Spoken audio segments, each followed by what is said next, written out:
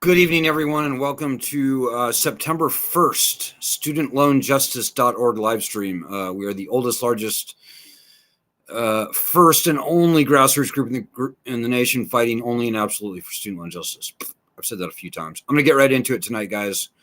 Lies, terrible lies that are told about student loans. They are everywhere.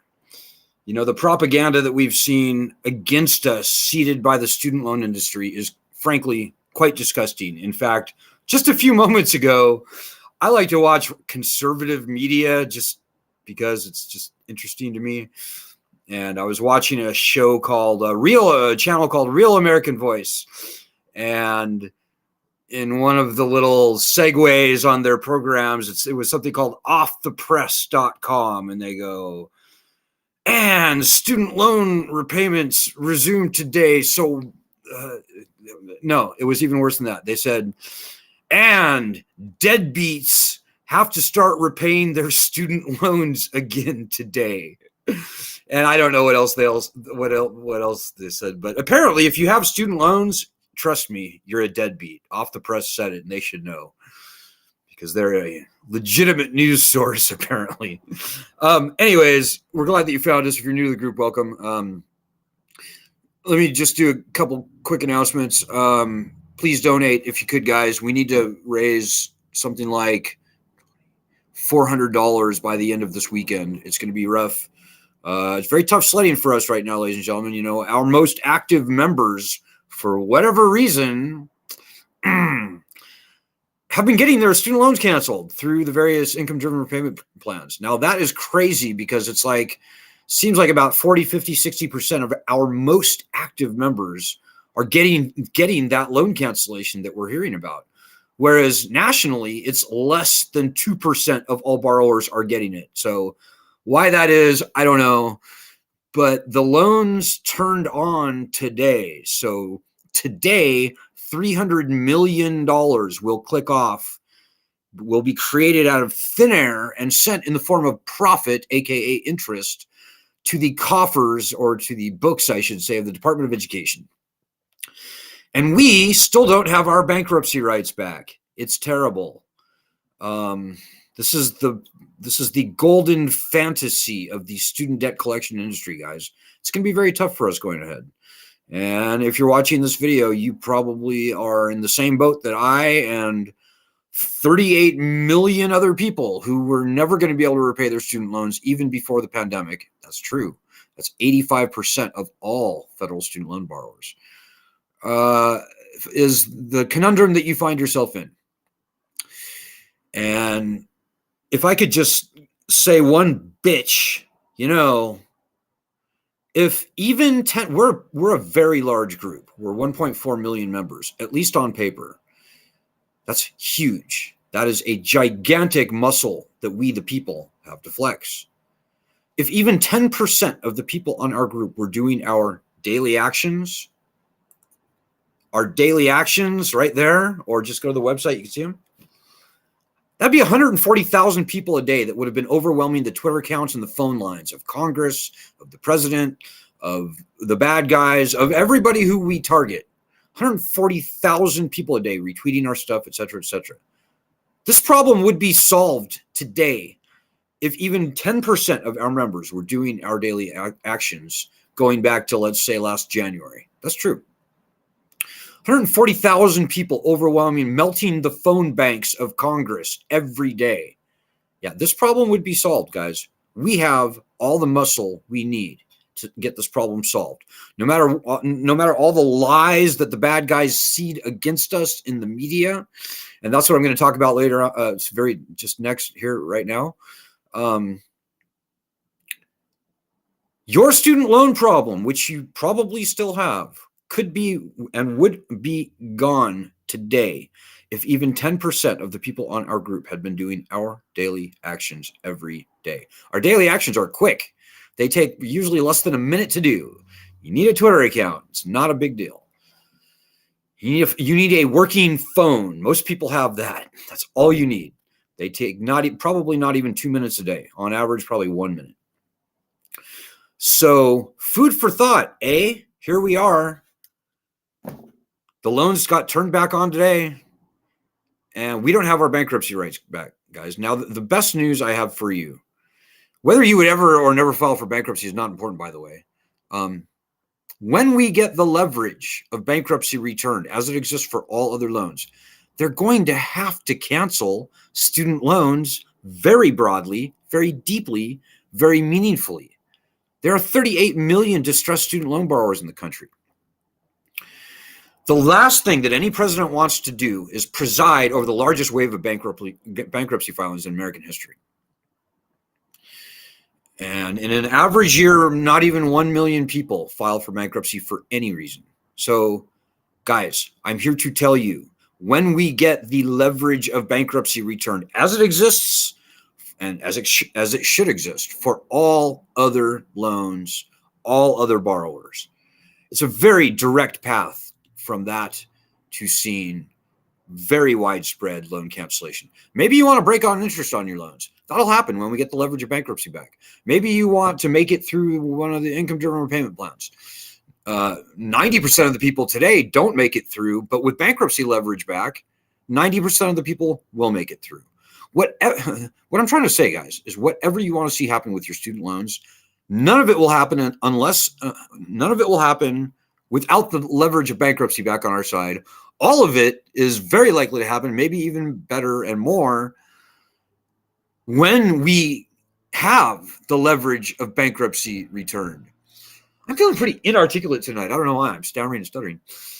Anyways, so tonight I just want to take you through a few of the major lies that are told by our opposition in the media, on Twitter, on Facebook, on all the social platforms. Our opposition has infected and overwhelmed the zeitgeist with propaganda and chiefly lies. And I'm just going to go through a couple of them tonight. So I want to go back to the 1970s to tell you about the first big lie that was told about student loans. So back in the 1970s, our opposition, at that time very nascent student loan industry, seeded a bunch of media stories about these doctors and lawyers that were rushing to bankruptcy court shortly after graduation and discharging their loans in bankruptcy. And sure, they found a few people who did that, and they trotted out all these stories, and they used that as a rationale for uniquely stripping bankruptcy protections from the loans. However, we now know, with the benefit of hindsight, that back when they were running around claiming that the sky is falling on student loans because there was this mass exodus, this mass wave of filings of these terrible deadbeat students running from graduation to bankruptcy court, we now know that the actual discharge rate back then was 0.3%. That's less than the discharge rate for other loans, by the way.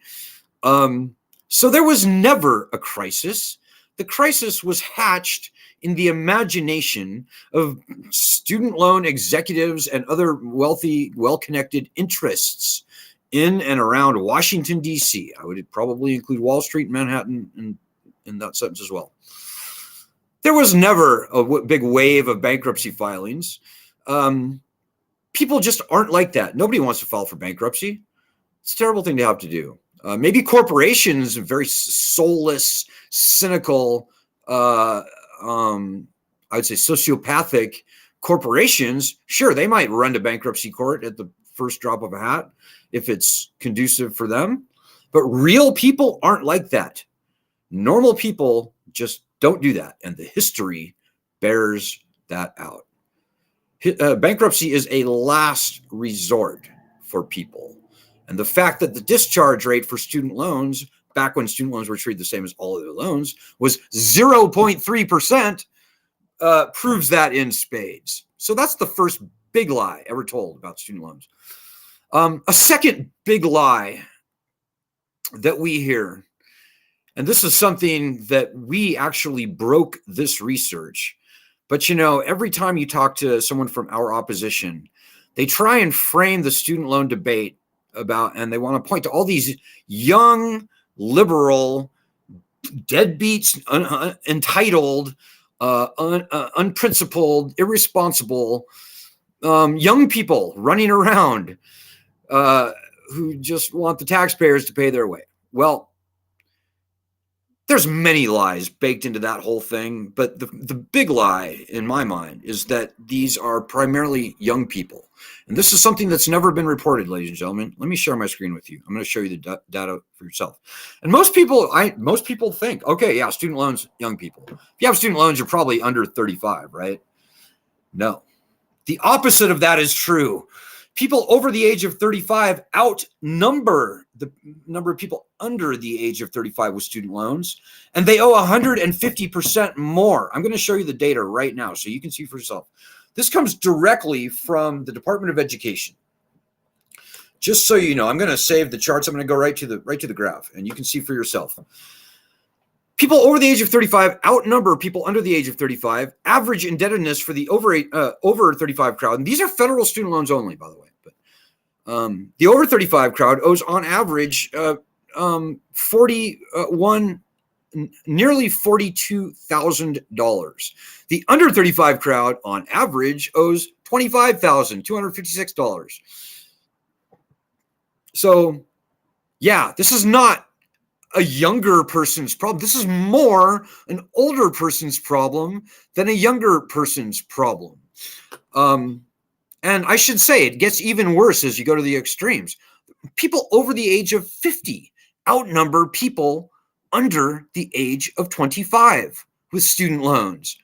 Who would have thought that? I mean, nobody knows that. This has never been reported, ladies and gentlemen. And, you know, I hope that a few of you might, and here's the link so you can see, it's bit.ly/old more than young, all one word, lowercase. And you can find this at our Medium channel as well. And you can look at the Department of Education data for yourself and vet it for yourself. It's never been challenged. It's true. Everybody knows it's true. But I'm going to share with you one other part of the lie that's baked into that first thing that I said about how people like to say this is a young liberal person's issue. It turns out that most student loan borrowers are not liberals. It turns out in many years of Pew and Gallup research show that of people who attended college, it's roughly a 50-50 split between Republicans and independents and Democrats. And even more recent Pew research, 2020 Pew research, shows that fully 70% of people who went to college, whether they graduated or not, 70% identify politically as being either Republican or independent. So I'm very happy to say more than half. So more than half of student loan borrowers are either Republican or independent. They're not liberals. They're not Democrats. More than half of student loan borrowers are over the age of 35, not under. So those are just a couple of lies that go into the whole big lie that this is a liberal young person's issue. Complete nonsense, complete bullshit. Another huge lie that is often told. Oh, and I forgot to share my screen there. Sorry about that. But you can go to our Medium channel. Here, I'm going to dial that in for you right now. If you doubt anything that I say here tonight, go to our Medium channel, which you can see right there. And you can see many research articles that we've done that were very carefully researched, thoroughly vetted. Much of it has been reported in the media, but actually not most of it. I should say most of the research that we have discovered, most of our research findings have not been reported by the mainstream media. That's true.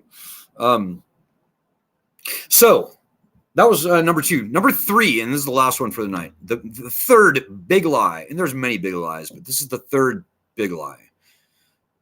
3 of like 10. But the third big lie that people love to tell about student loans is on loan cancellation. They say over and over and again that student loan cancellation will cost the taxpayers, We see people among our opposition all the time saying, yep, it's going to cost the average taxpayer like $3,000 to cancel student loans. We're talking about Joe Biden's lame $10,000 loan cancellation gimmick.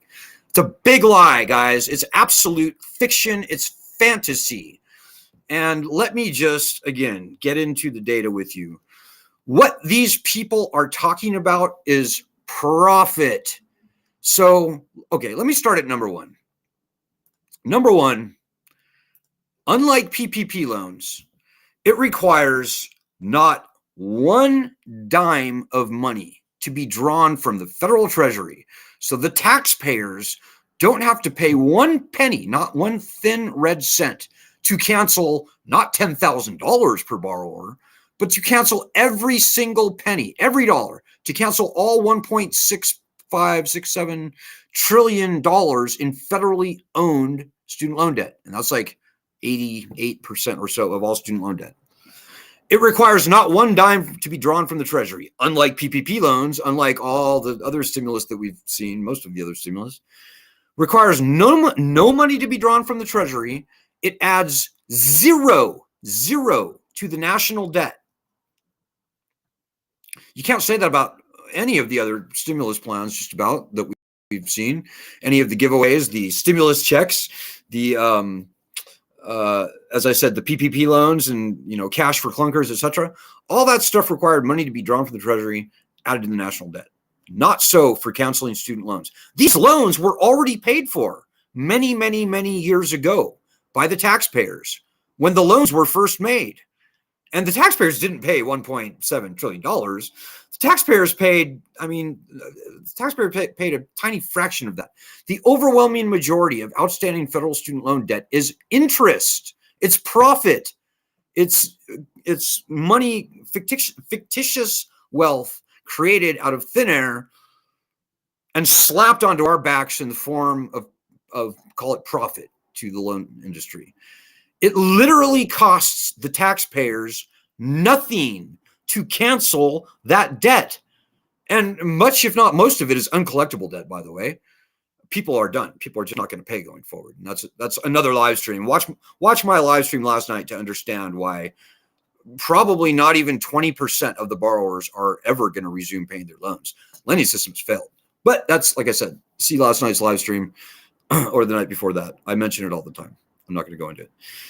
So it is a blatant, bald-faced lie to say that canceling student loans will be a cost to the taxpayers. It's much like saying, if you buy a lottery ticket for $1 and you have every expectation that you're going to win the lottery and win $1 million, if you don't win the lottery, if that ticket is not a winner, can you go around saying, wow, I just lost $1 million? That lottery ticket just cost me $1 million. Can you say that? No, you can't say that with a straight face. Try and write off $1 million loss because a $1 lottery ticket didn't win on your taxes, and you'll wind up in prison. I guarantee you. It's a lie. It's fraud.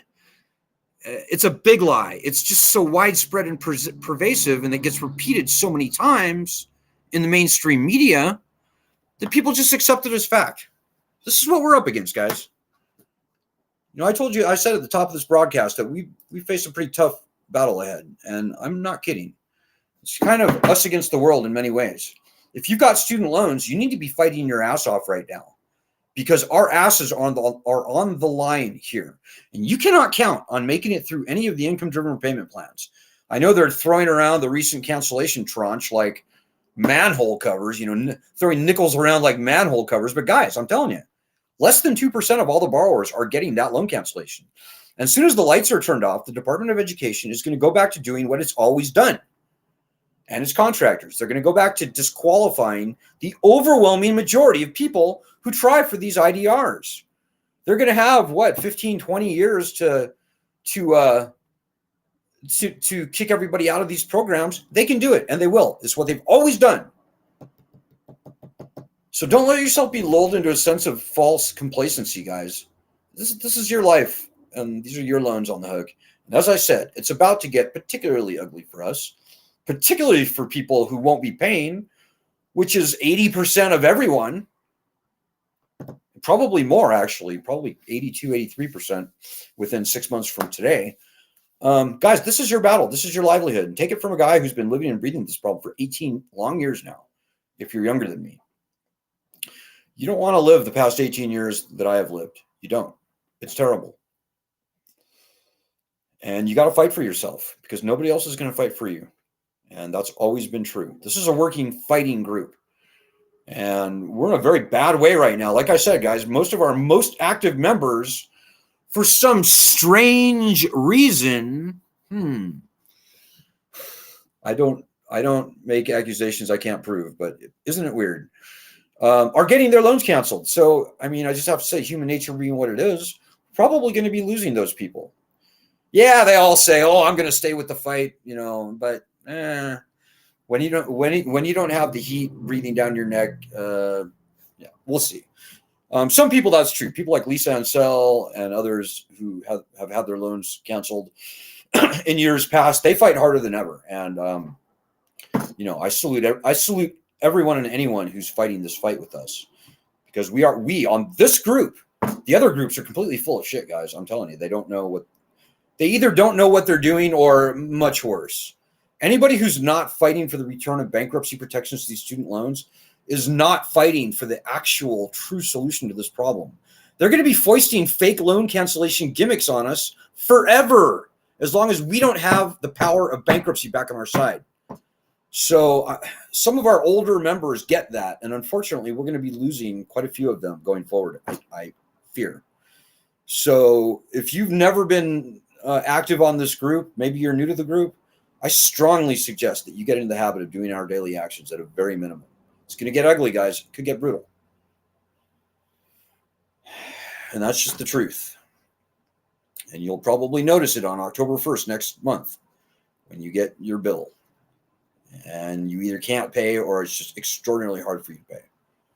So, okay, I'm going to look for your questions, comments real quickly now. I think I'm over time now, so maybe I should just, maybe I just shouldn't do that. But if I can't get to your comments live tonight, let me just apologize in advance. Yeah, I'm over 20 minutes now, guys. I got to cut myself off. So please hear my words. This group is way more important than you might think. There are no other groups fighting the actual student loan battles that needs to be fought. We need you. We need you badly. And you can't unhear that, guys. We're not only the tip of the spear, but we are the whole fucking spear in many ways. Without this, but for this group, we wouldn't even be talking about student loan cancellation by executive order. That whole idea launched on this group. I kid you not. We wouldn't have any good bankruptcy legislation to fight for, but for this group, guys.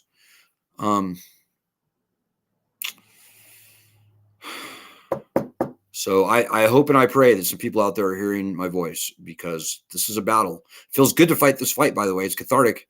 The founding fathers are on our side. It's true, they are. But the future is not set, and much depends on you sitting there. So, okay, guys, well, have a great weekend. I'll be back on Sunday night. Very big things happening. I can't talk about them. I can't talk about them all, but we'll be having some national news things happening next week, plural, maybe even more than that. So I'll see you guys on Sunday. Good luck, Godspeed, and God bless. Sorry if I couldn't get to your comments. Peace.